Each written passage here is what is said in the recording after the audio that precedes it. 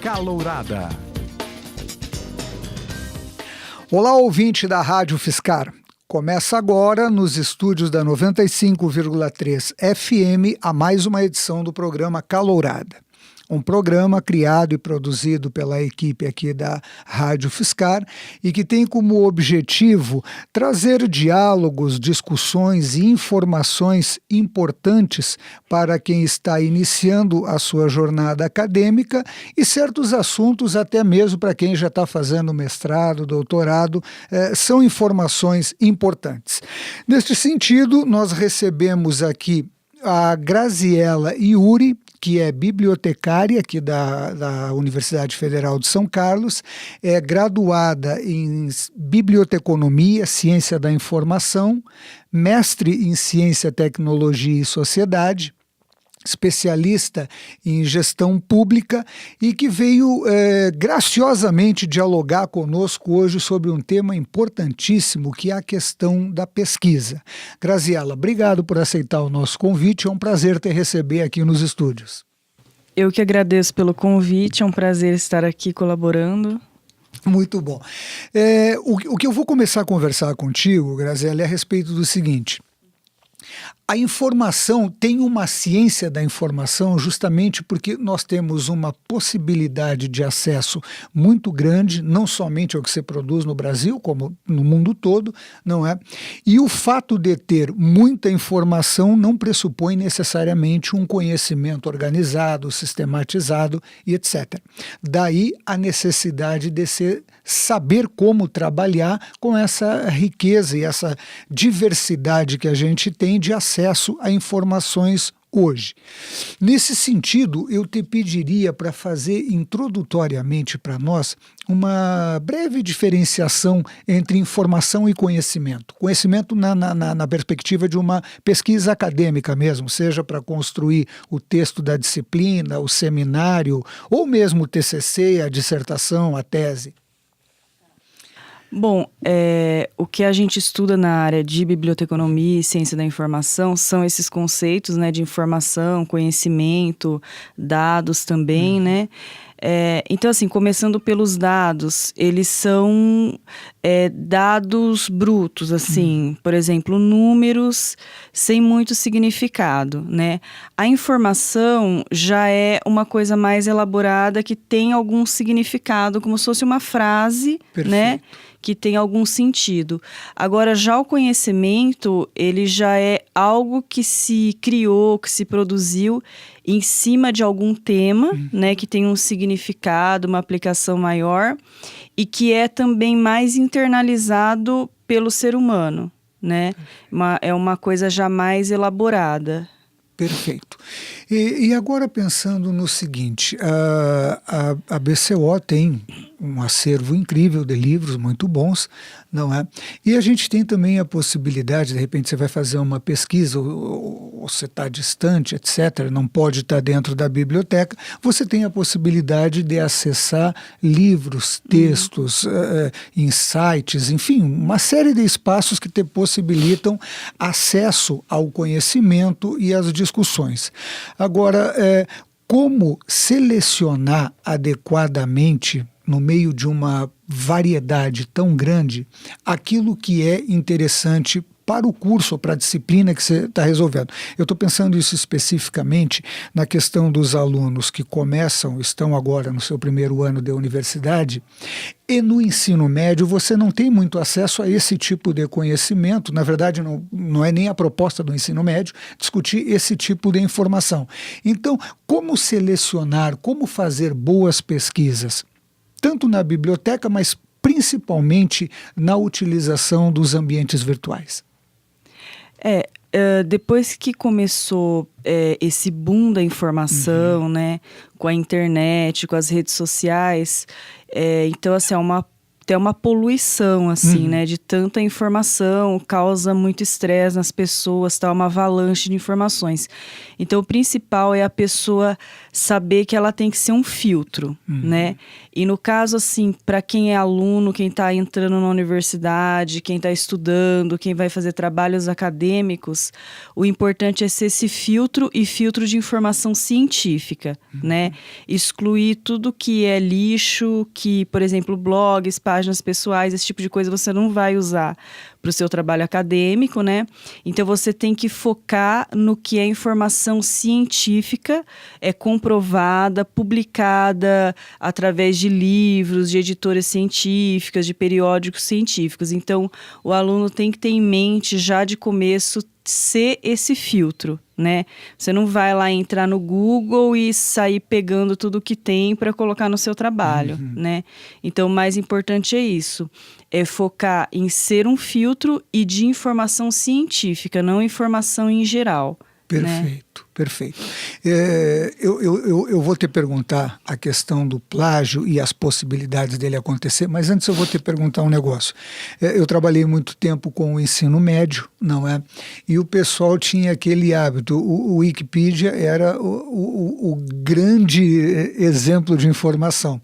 Tanto é que às vezes a gente já ia diretamente, já sabia onde o aluno trouxe o trabalho por causa do copiar e colar. Então, são duas questões que eu vou te perguntar. A primeira delas é a respeito do Wikipedia. Uma vez um aluno disse assim: professor, eu uso o Wikipedia para me indicar alguma coisa. A partir dali, eu vou saber melhor selecionar o que eu preciso saber para trazer para o teu trabalho. Tá? E eu achei que foi muito interessante. Faz muitos anos que ele me disse isso, recente tinha começado a internet, e eu achei interessante. Eu digo, bom, pelo menos é um ponto de referência que ele toma para realizar uma pesquisa, não é? Aí a minha pergunta é, o Wikipedia, de lá para cá, de 10 anos atrás, melhorou a qualidade do seu uso? Essa alternativa desse meu aluno, que eu não vou mencionar o nome, mas eu me lembro dele até hoje, tá? Essa alternativa dele de usar como um ponto de partida para ver aonde ele tem que fazer a pesquisa, o que ele tem que saber, é uma alternativa válida como profissional da área? Você acha que é uma alternativa válida, Graziela? Eu até concordo com esse aluno em partes, né? Eu acho que, assim, para uma informação corriqueira de um cotidiano, que nem, por exemplo, agora nas eleições você quer saber sobre um político que você não conhecia e você entra lá, né? Tem o nome completo, tem data de nascimento, cidade que nasceu, partido que é, por exemplo. Perfeito. Tem essas informações básicas, algum artista, tal. Eu acho que, assim, para uma informação corriqueira, assim, inicial, serve, né? Mas não para trabalhos acadêmicos, Perfeito. né? Para trabalhos acadêmicos tem que ser através de fontes mais, assim, confiáveis, né? Que são publicados por editoras, que passam por revisão, tal. Mas eu assim, gosto bastante da Wikipédia, né? Wikipedia, para esse tipo de consulta corriqueira eu uso bastante, às vezes, por exemplo, sobre um artista, para ver alguma coisa de que país que é, que tipo de música que faz, né? E eu acho que, apesar de ser uma rede aberta colaborativa, tem os haters, de repente eles podem até entrar lá e pôr alguma informação que não é, mas eu acho que os próprios fãs, assim, fazem esse controle de qualidade. Eu, assim, de todos os perfis lá da Wikipedia que eu já li, já consultei, nunca achei nenhuma informação muito díspare, muito estranha, que pode ter sido alguém que entrou para causar algum tipo de tumulto, assim. Eu acho que tem um certo controle de qualidade que eu imagino que é feito pelos fãs, por quem acompanha, assim, né? Por exemplo, no caso dos artistas e tal. E eu, assim, geralmente é meu primeiro ponto de partida, quando eu quero saber, né, sobre alguém, sobre algum assunto tal, eu já vou direto ali, você acha quase tudo. Perfeito. Né? Eu utilizo, sobretudo, como aqui na rádio eu trabalho com a parte de músicas, então certas bandas, ou quando foi lançado tal música, eu acho muita informação ali que bate certinho com os discos que eu tinha quando era menino. Então, na parte de música, eu acho que realmente você encontra boas informações ali. É lógico, um trabalho mais elaborado já exige um outro tipo de investigação, de pesquisa. Agora eu vou te perguntar uma coisa que é sobre o plágio. tem toda aí uma figura jurídica a respeito desse problema, mas a gente já viu até caso de alguém que foi avisado que estava plagiando a si mesmo, quando o sujeito pegou um trabalho dele mesmo, citou o trabalho sem a devida referência. Nesse sentido, a minha pergunta sobre o plágio é a seguinte: o que é o plágio, como evitá-lo e como trabalhar, por exemplo, com um site que tenha textos acadêmicos, certo? Como fazer as devidas citações, pensando na moçada que está começando a entregar os trabalhos de conclusão das disciplinas do segundo semestre, tá? Como utilizar esses recursos virtuais sem cair no plágio? O plágio tá um problema cada vez mais, assim, evidente, cada vez mais perseguido agora na universidade, né? Tá tendo cada vez mais esse controle de qualidade, né? De produção acadêmica. E o aluno tem que ter em mente, assim, que ele sempre tem que citar as fontes, né? Os autores que ele consultou. Evitar reproduções, cópias literais, né? E nos dois casos, mesmo de cópias literais ou de parafrasear alguma coisa, sempre citar a fonte, a referência, o autor, né?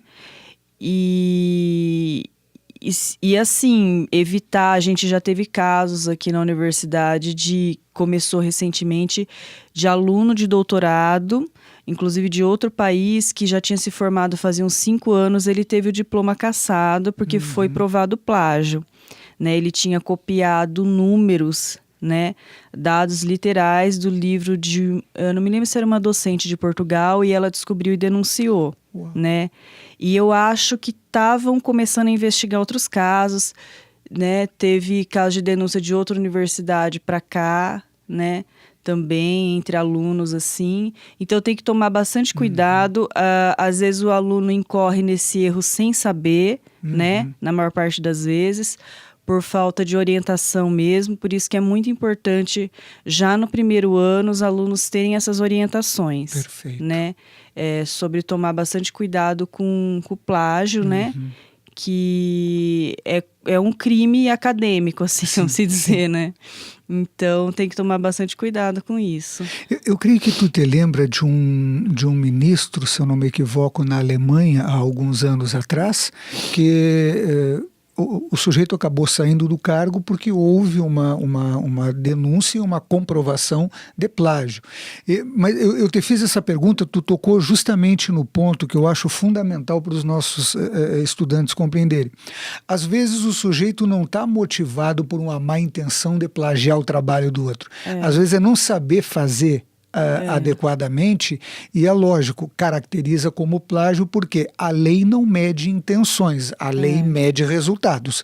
Se o trabalho de X aparece em Y sem o nome de X, isso se chama plágio. Então é interessante fazer essa diferenciação.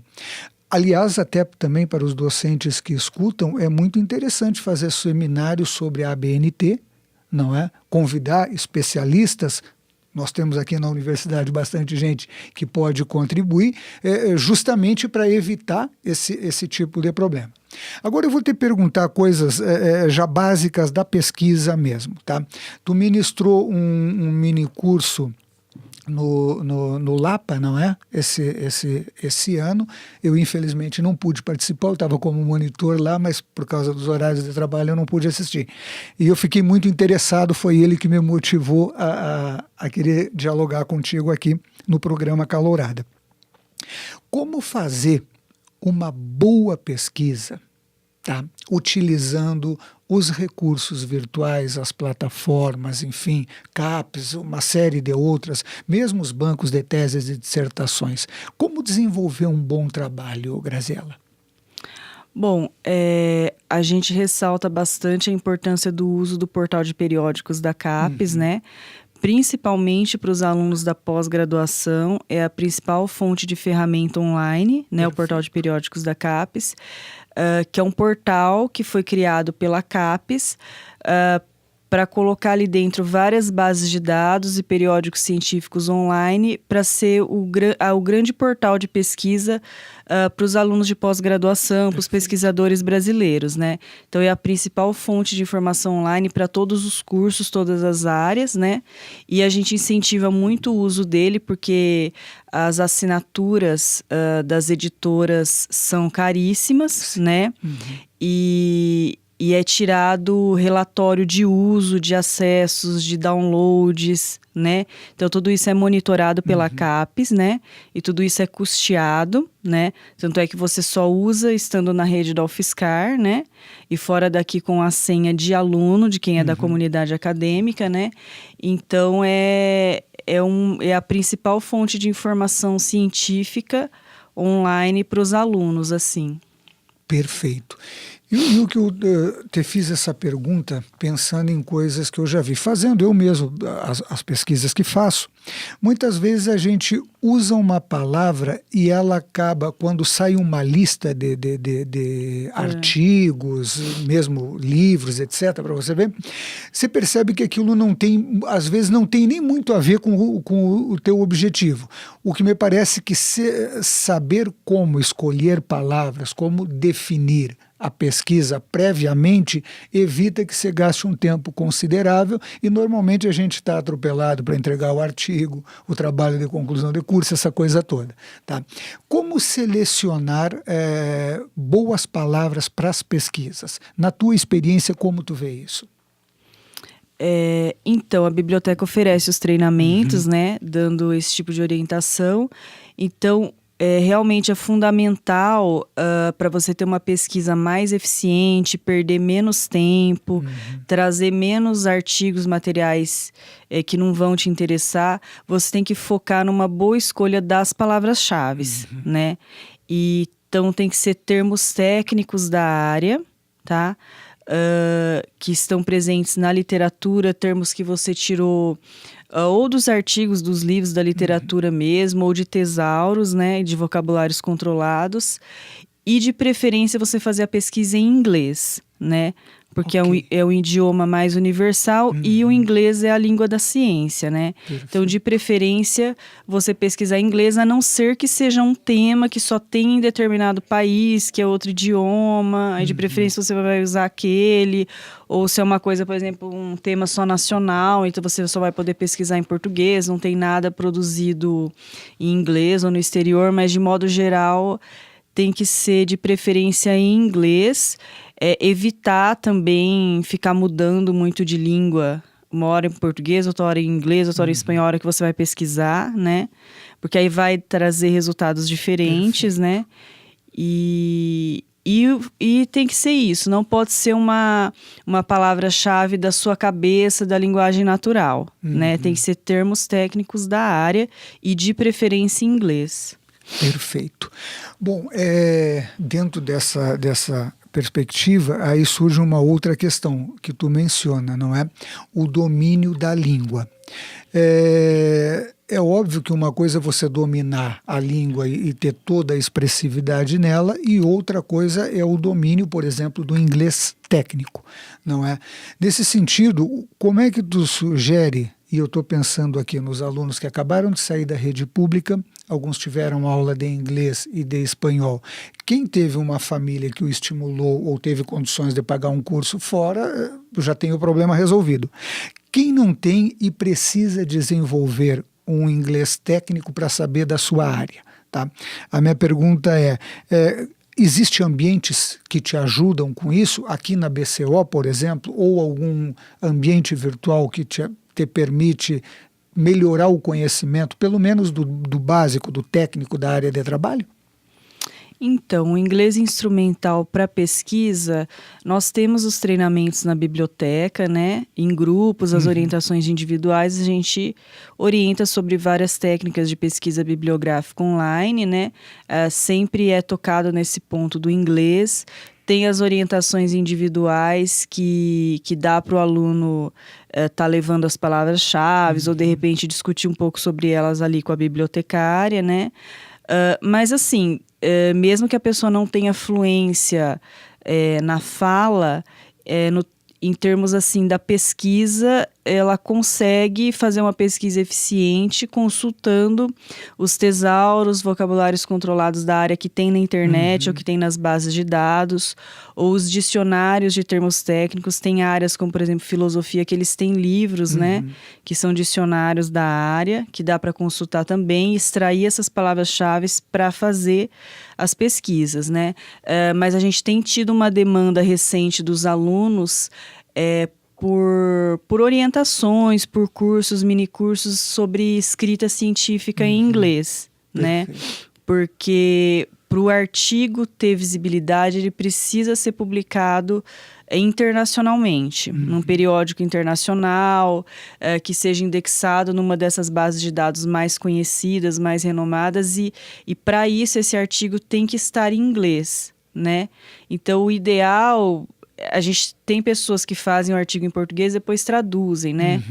Ou pagam para alguém traduzir e tal. Mas os alunos estão sentindo, acho que cada vez mais essa necessidade, está tendo cada vez mais essa demanda de que o próprio aluno, né, brasileiro já produza o seu artigo em inglês para tentar publicar ele num periódico internacional, né, indexado numa base de dados internacional. Perfeito.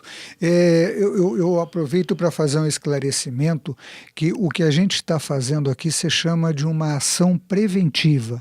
Seguindo as orientações que a Graziela está trazendo, agora no encerramento do seu primeiro ano de faculdade, significa que a produção do seu TCC terá menos problemas.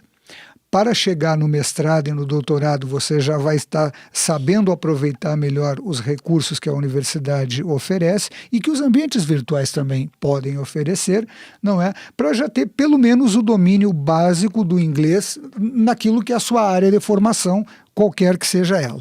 Bom, o Paulinho já me avisou que deu o tempo aqui, para variar eu derrubei o relógio de novo. Graziela, eu te agradeço mesmo imensamente por você sair do teu trabalho e vir aqui bater esse papo conosco, não é? Eu encerro aqui esta edição do programa Calourada, e se alguém não ouviu desde o começo ou não nos assistiu desde o começo na rede virtual, é possível entrar no site, na aba podcast, no site da Rádio Fiscar. Na aba podcast você encontra este programa e toda a programação da Rádio Fiscar disponibilizada para o nosso público ouvinte e também para quem nos assiste nas redes sociais.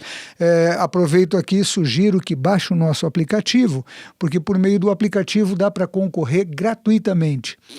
Par de ingressos para o cinema, shows de rock, peça de teatro, show de dança, enfim, tudo aquilo que comunica a qualidade da cultura aqui da nossa cidade e região para o nosso público ouvinte. Um grande abraço a todas e todos e até a próxima edição. 95,3 FM.